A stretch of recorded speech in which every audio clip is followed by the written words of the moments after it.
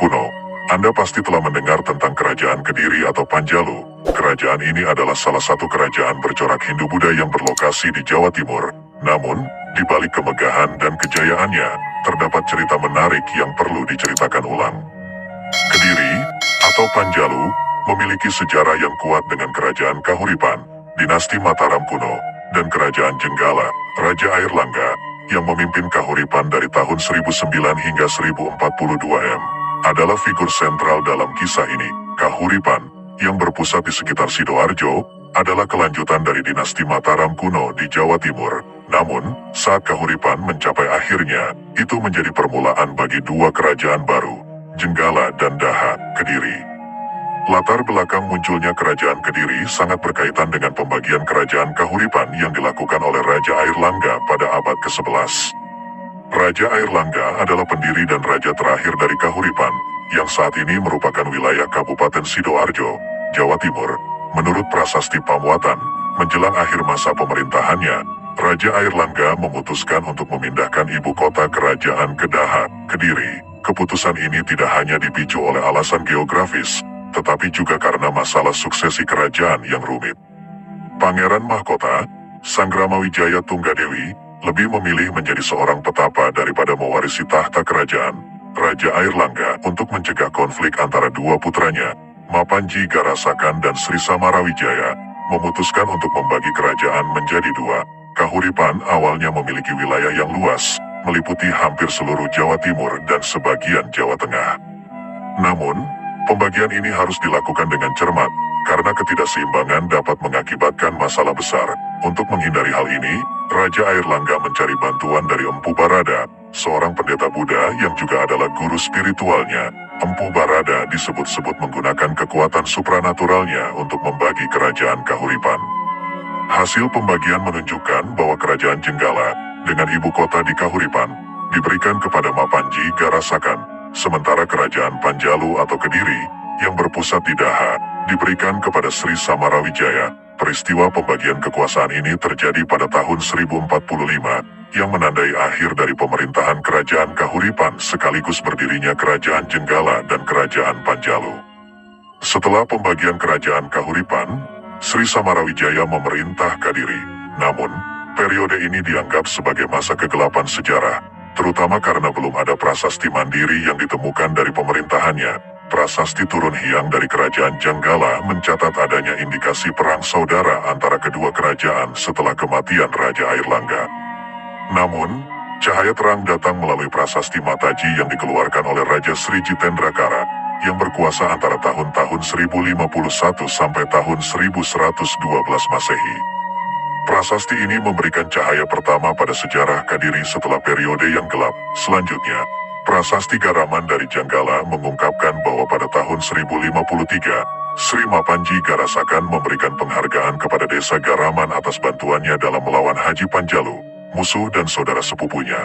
Kemungkinan besar, Haji Panjalu adalah Raja Jitendrakara, yang juga disebut sebagai Aji Panjalu dalam prasasti Mataji. Kemudian, ada catatan tentang Raja Sri Bameswara dalam prasasti Karanggayam tahun 1112. Prasasti Patlegan mencatat penghargaan yang diberikannya kepada para pejabat desa Patlegan yang telah setia kepada raja, bahkan sampai mengorbankan nyawa mereka dalam pertempuran. Dalam prasasti Hantang tahun 1135, pemerintahan beralih ke tangan Sri Jayabaya. Di bawah kepemimpinan Sri Jayabaya, Kediri berhasil menaklukkan Jenggala dengan semboyan terkenalnya, Panjalu Jayati, yang berarti Kediri menang. Ini adalah masa keemasan kerajaan Kediri. Wilayahnya meliputi seluruh Jawa dan sejumlah pulau di Nusantara, bahkan mengalahkan pengaruh Sriwijaya di Sumatera. Dalam berita kronik Tiongkok yang disebut Ling Wai Tai Takarya Chou Ku Fei, dijelaskan bahwa saat itu, negeri yang paling kaya setelah Tiongkok secara berurutan adalah Arab, Jawa, dan Sumatera. Pada prasasti Talan tahun 1136, Raja Jayabaya memberikan penghargaan kepada warga desa Talan, termasuk wilayah Panumbangan, yang telah lama menyimpan prasasti lontar dari zaman leluhur mereka, Wangsa Isyana, yang juga melibatkan Raja Airlangga.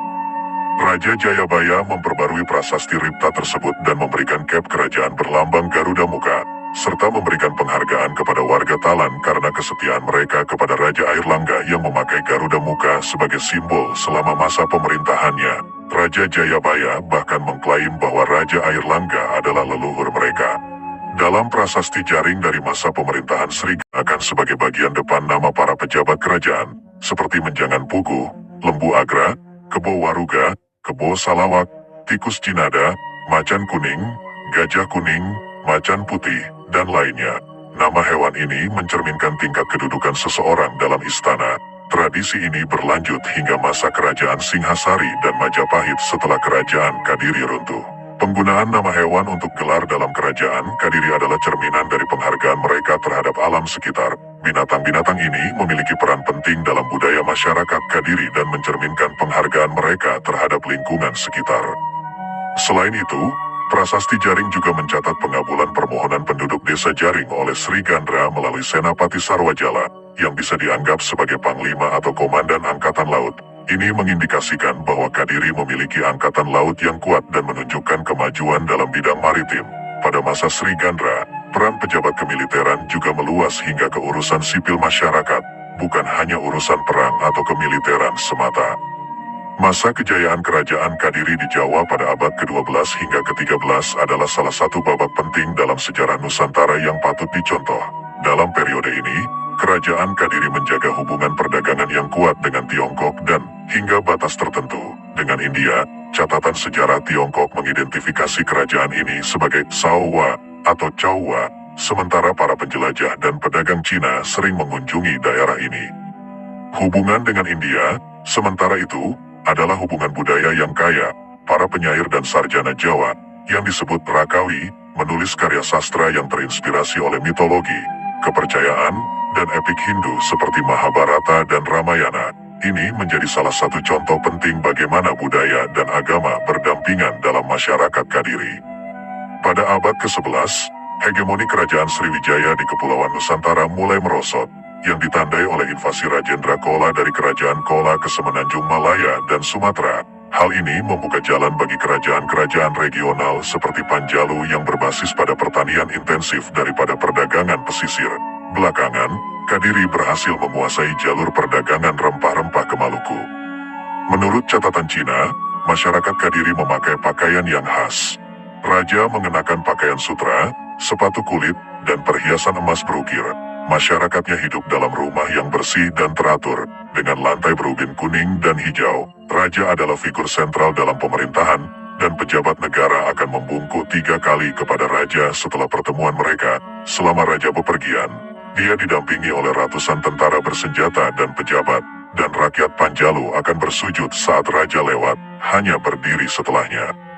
3 pangeran ditunjuk sebagai asisten raja, sementara pejabat-pejabat seperti Simaji dan Luo Jilian mengelola urusan negara seperti menteri utama di pusat.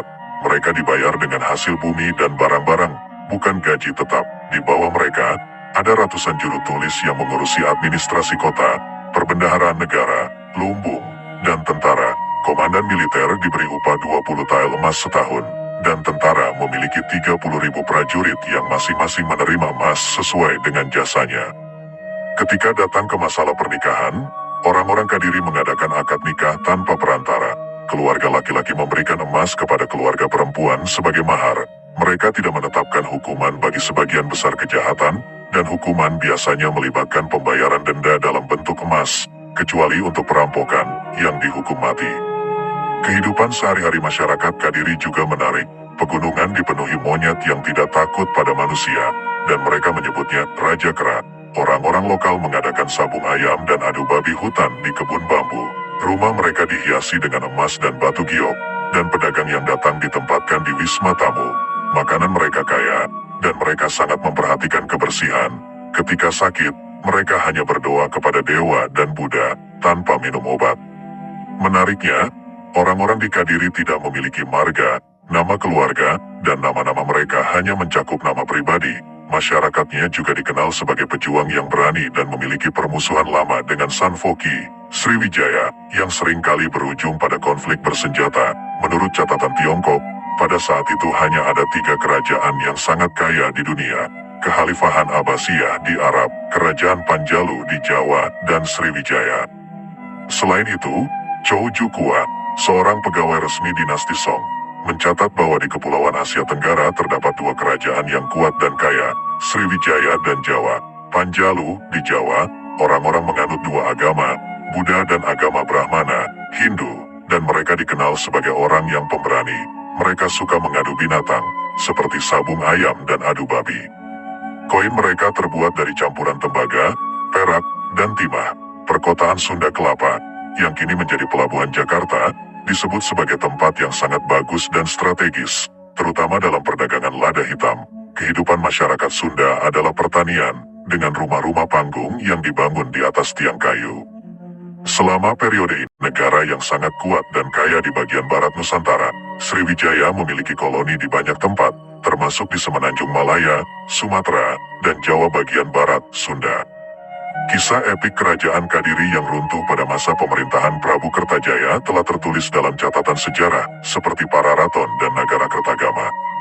Pada tahun 1222, Raja Srengga, atau Kertajaya, terlibat dalam perselisihan yang berujung pada kejatuhan kerajaannya. Konflik ini bermula dari keinginan sang raja untuk dipersembahkan dengan pemujaan layaknya seorang dewa, yang ditolak oleh kaum Brahmana. Dalam kondisi terpojok, para pendeta meninggalkan ibu kota kerajaan dan mencari perlindungan dari seorang aku bernama Ken Angrok, yang berharap memerdekakan wilayah Tumapel, yang sebelumnya merupakan bawahan Kadiri. Puncak peperangan antara Kadiri dan Tumapel terjadi di dekat desa Ganter, di wilayah timur Kadiri. Pasukan Ken Angrok berhasil menghancurkan pasukan Kadiri, dan Kertajaya sendiri melarikan diri, bersembunyi, atau diperkirakan telah meninggal. Kitab Nagara Kertagama juga mencatat singkat tentang kekalahan Kertajaya, menyebutkan bahwa ia melarikan diri dan bersembunyi dalam Dewalaya, alam tempat dewa. Baik Pararaton maupun Nagara Kertagama mengisahkan tempat pelarian Kertajaya sebagai alam dewata, kemungkinan bersembunyi di dalam sebuah candi pemujaan atau bahkan meninggal dan pergi ke alam dewa. Dengan kejatuhan kerajaan Kadiri, Tumapel atau Singhasari mengambil alih kekuasaan. Setelah Ken Angrok mengalahkan Kertajaya, Kadiri menjadi wilayah bawahan Tumapel. Ken Angrok kemudian menunjuk Jayasaba, putra Kertajaya, sebagai Bupati Kadiri. Tahun 1258, 1180 Saka, Jayasaba digantikan oleh putranya, Sastrajaya pada tahun 1271, 1193 Saka, Sastrajaya digantikan oleh putranya, Jayakatwang. Pada tahun 1292, Jayakatwang, yang juga menjadi besan dari Raja Kertanagara, memberontak melawan Singhasari yang dipimpin oleh Raja Kertanagara. Ini dipicu oleh dendam masa lalu karena leluhur Jayakatwang, Kertajaya, dikalahkan oleh Ken Angrok. Setelah berhasil membunuh Kertanagara, Jayakatwang memulihkan kerajaan Kadiri, namun hanya bertahan selama 1 tahun karena serangan gabungan oleh pasukan Kekaisaran Mongol di bawah Ikemese dan pasukan menantu Kertanagara, Raden Wijaya, pendiri Majapahit.